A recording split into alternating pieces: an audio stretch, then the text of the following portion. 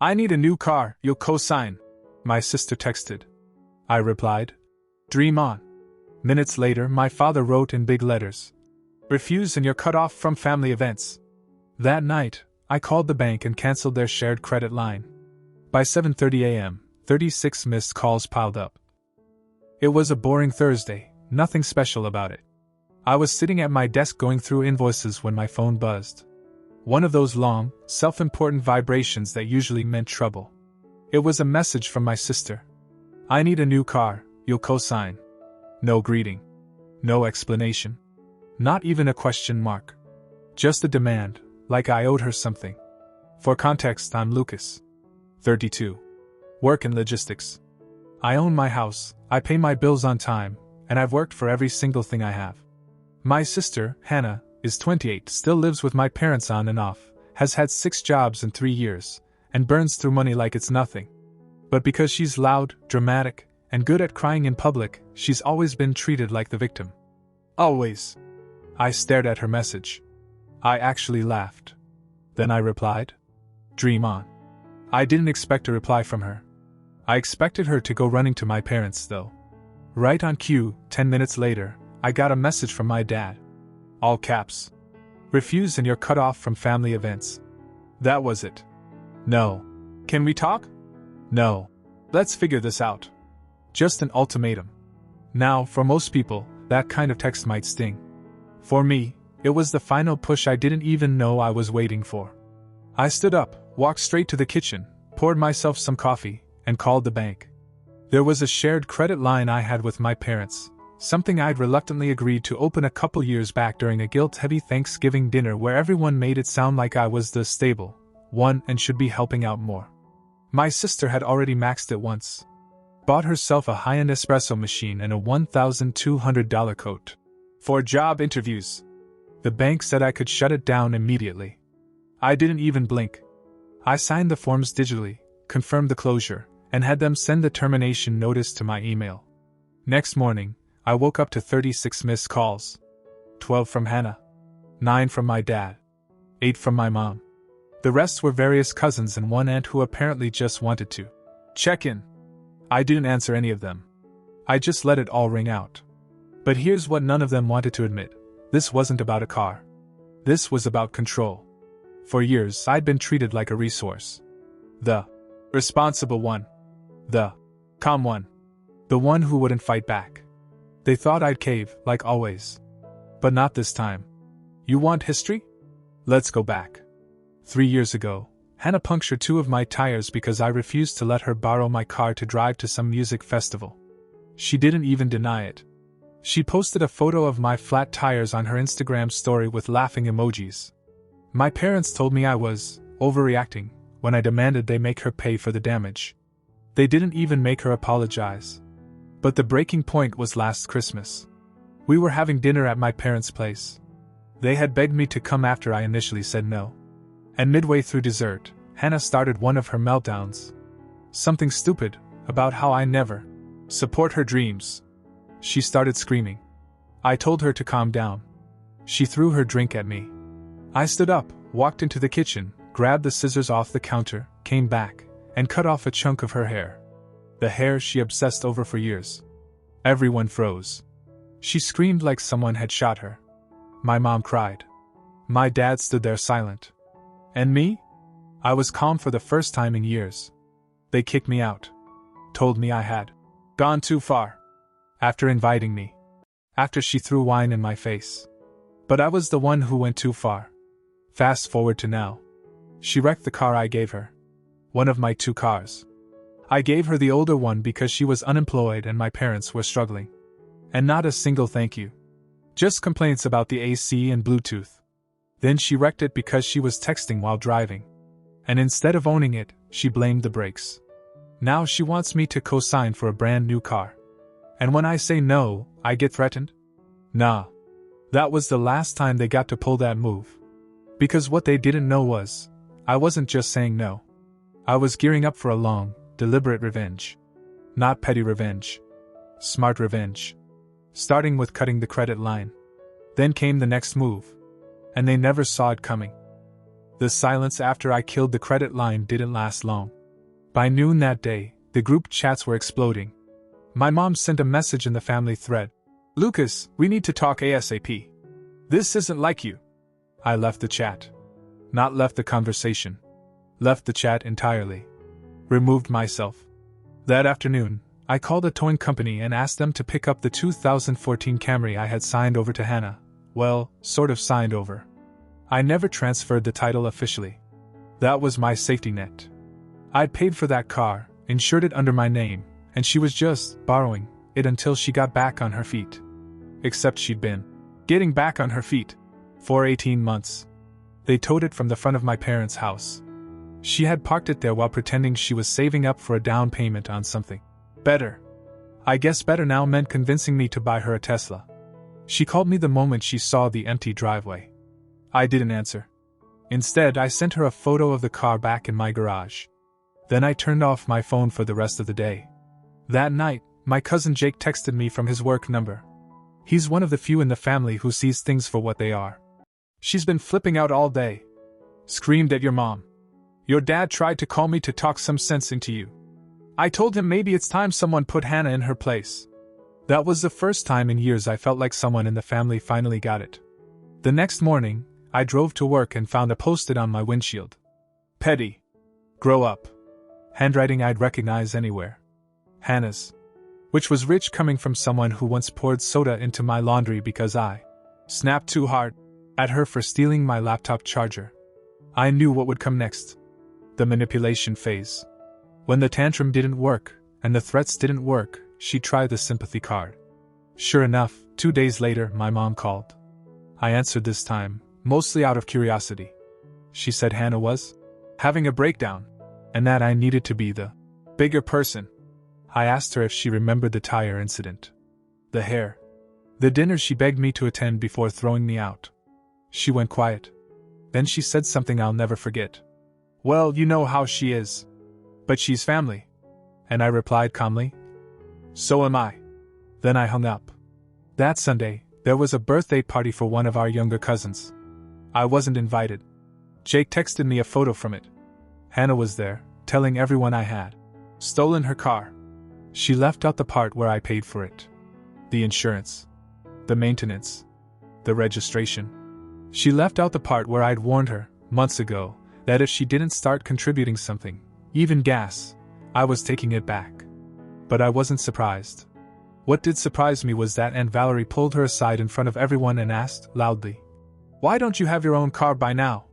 Apparently, the look on Hannah's face could have cracked concrete. The family was starting to split. Lines were being drawn. And I wasn't finished. Not even close. Because if they wanted to play dirty, I was about to show them how deep I was willing to dig. About a week after I took back the Camry, things got quiet. Too quiet. No texts. No voicemails. Not even a passive-aggressive meme sent through our mom's Facebook account. I knew that wasn't a good sign. Silence, in our family, never meant peace. It meant someone was scheming. Then Jake sent me a heads up. Hannah was telling people I had emotionally abused her for years.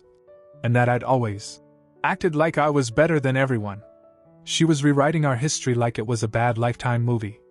According to her, she was the black sheep, always trying to please a brother who never supported her. Funny. Because I still had the receipts from the time I paid off her credit card debt just so she wouldn't destroy our parents' credit when she opened an account in my dad's name. Still, I knew what this was. It was all leading to one thing. She was trying to build a narrative to guilt the rest of the family into isolating me. What she didn't know was that some of them were already calling me to say they were sick of her too. Uncle Dennis called me one night, half whispering from his garage like he was making a drug deal. "She's gotten worse, man. Your dad tried to bring up the car thing and she started crying before he even finished his sentence. You did what had to be done." That was when I decided to strike a little deeper. I was going to remind her, and everyone else, what happens when you push someone who's already got nothing left to lose. I made a call to a local auto auction I had connections with. I put the Camry up for sale. It sold in 2 days. Cash. No trace. No way she'd ever get it back. I sent her a text with the confirmation photo of the car being loaded onto a truck. Sold. Don't worry. You won't have to be embarrassed by my car anymore. No reply. 3 days later, Jake sent me a picture from Hannah's Instagram story. It was a throwback photo, her in high school, flipping her long chestnut hair dramatically by the beach. Caption: "It always grows back stronger. Just like me." So now we were bringing that back. The infamous haircut. They never got over it. Not her. Not my parents. Not even my grandma. The family loved pretending it came out of nowhere. Like I just snapped and went all Edward Scissorhands in the middle of dinner. What they always conveniently forgot was that Hannah threw a glass of wine in my face first. That she screamed at me in front of a table full of people, called me a control freak, and said I'd never be loved because I was too cold. I remember standing there, dripping red wine, everyone silent, no one defending me. And I remember walking into the kitchen, picking up the scissors, walking back to her, and cutting 6 inches off the hair she spent years babying. The sound of the scissors closing, snip, was the only thing anyone heard for 10 seconds straight. That was my revenge then. And it worked. Because Hannah stopped speaking to me for months after that. The peace was glorious. But they kicked me out of the house that night. My own parents. Even though they were the ones who invited me in the first place. Now here we were again. A different situation, but the same pattern. She pushed. I pushed harder. And then came the message that told me she hadn't learned a single thing. It was 2:15 a.m. when it came through. Just 2 words. You'll regret this. The last time she said that, my tires were slashed. This time, I was ready. I checked the security cameras on my house. All clear. But the next move wasn't going to be hers. It was mine. Because she and my parents still had keys to my house. That was about to change. By now, I didn't sleep easily. I wasn't paranoid. I was prepared. After Hannah's late night, "You'll regret this" message, I knew the countdown had started. She wasn't someone who threatened and then waited. She always acted fast, stupid, and loud. So I took the morning off work and drove straight to the hardware store. New locks, reinforced deadbolts, and a fresh set of smart cams for the backyard. I paid extra to have a locksmith come that same afternoon. By 3 p.m., every lock was changed. It felt symbolic in a way I didn't expect. Like I was sealing off a part of my life. But I wasn't even close to done. That evening, I found something unexpected, an envelope jammed into my mailbox, no postage, handwritten with my name. It wasn't from Hannah. The handwriting was too neat. I opened it slowly, already expecting some dramatic plea from my mom. But it wasn't a plea. It was a copy of a letter Hannah had written. To our parents. She had written it weeks ago, before the car incident even started. I read every line like it was a confession. She had planned everything. The text, the manipulation, even the meltdown. She told them that if she could get me to co-sign, she'd let me think she was grateful. Just long enough to get the car. Then she'd ghost me. She wrote, "He's soft. He acts like he's cold, but he's desperate to be liked. He'll cave. He always does. Once I get the car, he can go back to pretending he has boundaries." There was more. Lines about how she deserved a win, and how I owed her for all the times I made her feel small. I didn't realize I was gripping the paper until it nearly tore in my hands. There was no signature. But at the bottom, in small print, was another handwritten line. "You didn't get this from me. But I'm tired of watching you take the fall. Jake." I stared at it for a while, then folded it back neatly and slid it into my safe. And just like that, whatever guilt I might have had left about the car, the credit line, or even the haircut, vanished. They were planning to use me. Again. But now I had proof. That night I got a call from my mom. I let it go to voicemail. Her message was almost laughable. She said the family was discussing an intervention. That Hannah was going through a hard time. And that she hoped I could find it in my heart to come over this weekend and talk things through. I sat in my kitchen listening to her voice, drinking a coffee like I was watching a documentary about someone else's life. Then I remembered the spare key in the fake rock near the porch. I stepped outside to remove it. The second I lifted the rock, I saw it was gone. My stomach dropped. Someone had already taken it. I bolted back inside, checked the security app. There it was, motion detected, 2:48 a.m., the night before. A figure creeping up to the porch. Not Hannah. It was my dad. He looked around, took the key, and left. No knock. No message. Just a silent move, like a thief. The next day, I installed an alarm system and set the notification for all entries. Then I changed the Wi-Fi password. I was done. But I wasn't going to confront them. I had a better plan. And it started with a little family barbecue the following weekend. An event I wasn't invited to, but one I planned to attend anyway. As a guest of someone else. And I wasn't coming empty-handed. That Saturday, the skies were painfully perfect. Blue, cloudless, and warm, the kind of day people post about with cheesy captions and grilled corn. The family barbecue was being held at Uncle Rick's place. He's the type that shows up twice a year, drinks everyone's beer, and pretends to be Switzerland when things go sideways. But he'd always liked me better than Hannah. Said it was because I kept my mouth shut until it mattered. So when I texted him Friday night and said I wanted to come, he didn't hesitate. Show up. No drama. But if anything goes down, I didn't invite you. Got it? I told him I'd be invisible. I lied. I arrived 30 minutes late, wearing sunglasses and a grin. Half the family did double takes. My mom looked like she'd seen a ghost. Hannah?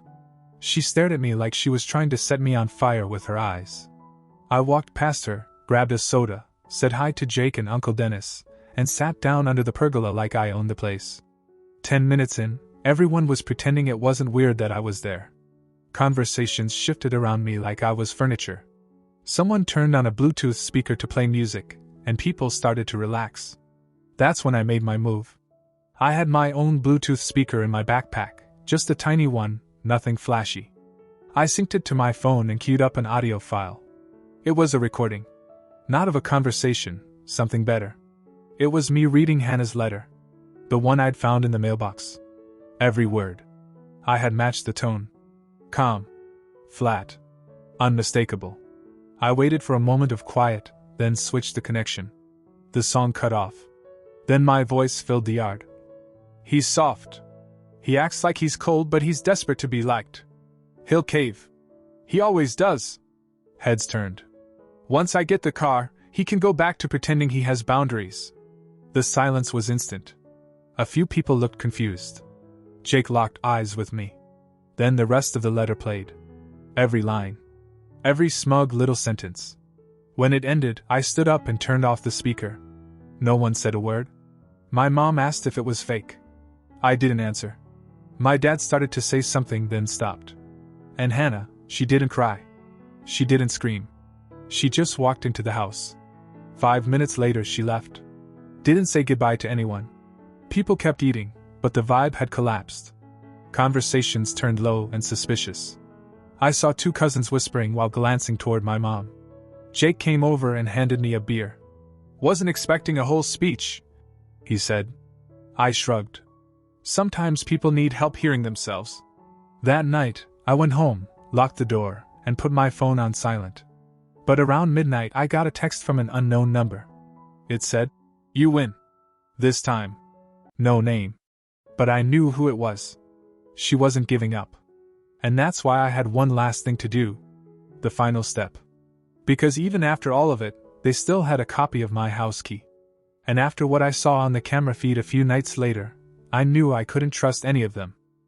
3 days after the barbecue, I got home from work and found a footprint on my welcome mat. Not dirt, mud. My neighborhood's bone dry. No rain for a week. I checked the cameras. 1:17 a.m. Someone walked up the steps, tried the handle, stood there for 2 full minutes, then left. They didn't knock. They just tried. But what stood out wasn't the figure, it was what they were holding. A paper grocery bag. Something inside it, small, light-colored, maybe folded clothes, maybe something else, something they were planning to leave. Or maybe take. The cameras weren't high-res enough to catch a face, but I didn't need one. Because 2 hours later, I got a text from my dad. "I don't want to be in the middle anymore. But she's your sister." I didn't reply. I just stared at it until the screen went black. That night I didn't sleep. Not because I was afraid, because I was done. Done with the idea that I was the one who had to be reasonable. That I had to forgive people just because we shared DNA. The next morning, I called the locksmith again. This time I replaced everything. Front door, garage, back entrance, even the lock on the inside door to the laundry room. I changed the alarm code. Changed the garage code. Called the smart home company and deactivated all previously used fobs. They were out. All of them. That weekend, I sent one group text. Just one. Effective immediately, no one is to enter my property. If you have a key, it is now useless. This is not a discussion. I'm done being your doormat. I didn't say, I still love you. Or, please respect this. I wasn't asking for anything. Jake texted back within a minute. Finally. Uncle Dennis gave me a thumbs up emoji. That man doesn't even use emojis. My parents didn't respond. Neither did Hannah. But I did get one unexpected text later that week, from my grandma. I don't understand everything, but I trust you. That one hit harder than I expected. Now it's been a few months. No more calls. No visits. No surprise footsteps on my porch. I haven't blocked anyone, but the silence has become its own kind of message. I heard through Jake that Hannah tried to get another car, this time on her own. She failed the credit check. Twice. Ended up buying an ancient used hatchback with cash from one of her wellness coaching gigs. Jake sent me a picture. She had named it Karma. I didn't laugh. I just deleted it. I'm not angry anymore. I'm not planning anything. No more speeches, no more proof, no more performances. The locks are changed. The door is shut. And for the first time in a long, long time, it's quiet. The good kind. The final update. If someone had told me a year ago that I'd go months without talking to my parents, that I'd walk away from my sister completely, that I'd shut the door, literally and figuratively, on everything I used to call family, I would have laughed. I'd always been the one who smoothed things over. The one who apologized first, even when I wasn't wrong. The one who gave and gave, because I thought that's what you were supposed to do when you loved people. Turns out, love without respect is just manipulation with better PR. What happened with Hannah? Yeah, it started with a car. But it wasn't about the car. Not really. It was about years of one-sided expectations, about me being treated like a bank account and a punching bag rolled into one. It was about how my parents raised her to believe the world owed her something, and raised me to believe it was my job to provide it. And the worst part? I believed it for a long time. I thought keeping the peace meant keeping quiet. I thought saying no made me cruel. I thought boundaries were for people who didn't care. But when I finally stopped bending, everything snapped. And here's the truth, they didn't fall apart because I walked away. They fell apart because I stopped playing the role they needed me in. The one where I always came through, even when I was being used. Even when I was being lied to. And the fallout? It didn't destroy me. It freed me. Now, months later, the quiet in my life isn't cold, it's clean. My days don't revolve around checking my phone with a sense of dread. I don't second-guess myself when I spend money on something I want. I don't lie awake at night rehashing conversations where I tried to justify a boundary that should have never been up for debate. I rebuild my home the way I rebuild my peace, lock by lock, choice by choice. I got new routines. I got time back. I got space, physical, emotional, mental, to finally ask myself who I was outside of their chaos. And you know what's wild? I don't miss them. Not really. I miss the idea of them. The version of my parents I used to imagine when I was a kid, the ones who'd protect me, back me up, hold everyone to the same standard. The version of my sister who might have grown into someone who didn't lie to get ahead, who didn't weaponize guilt like it was a hobby. But that version never existed. I made them up because I needed to believe family meant something more than shared history and holiday photos. Turns out it doesn't. Family isn't who you're stuck with. It's who shows up when it doesn't benefit them. It's who respects your boundaries even when it inconveniences them. It's who tells the truth, even when it's hard. Right now. That's Jake. That's Uncle Dennis. That's a couple of friends who sent me frozen meals when they heard I was cutting ties and told me they were proud of me. That's me. I'm not bitter. I'm not plotting some dramatic comeback or hoping they call with some perfect apology that makes everything alright. Because I don't need an apology anymore. I just needed my life back.